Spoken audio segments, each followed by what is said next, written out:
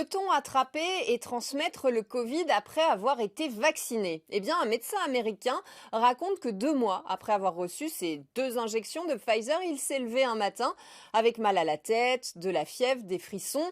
Il n'en croyait pas son test, il était positif au Covid. Aux États-Unis, le Centre de contrôle des maladies vient de monter une équipe d'enquête spéciale sur ce qu'il appelle ces cas révolutionnaires, notamment pour voir s'ils ne sont pas atteints d'un variant du coronavirus qui contourne la protection vaccinale. Mais plusieurs études montrent que c'est déjà possible. Par exemple, quelques membres des personnels vaccinés de centres médicaux ou universitaires au Texas et en Californie sont tombés malades après leurs injections. On parle là de 4 cas sur 8000 personnes ou 7 sur 14 000, donc c'est très peu. Les données israéliennes sont encourageantes sur la baisse des infections avec la vaccination massive de sa population. Si vous tombez pas malade, vous transmettez moins le virus. C'est pour cela qu'en atteignant 70-80% de personnes vaccinées, on sauve beaucoup de vies.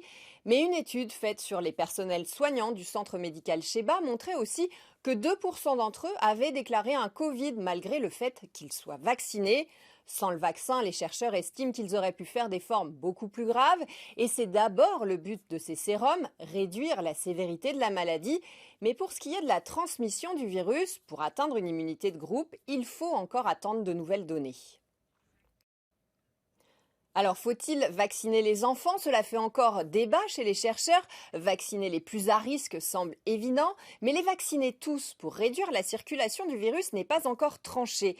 D'ailleurs, Alain Fischer, pédiatre, immunologue, le monsieur vaccin français, attend d'avoir de nouvelles informations avant de se prononcer. Des tests sont en cours aux États-Unis et au Royaume-Uni sur de très jeunes enfants pour voir quelle dose est la plus adaptée, s'ils tolèrent bien le vaccin. Mais les politiques vaccinales sont aussi très différentes d'un pays à l'autre. En Angleterre, on vaccine les enfants pour protéger leurs grands-parents de la grippe. En France, on vaccine seulement les plus âgés.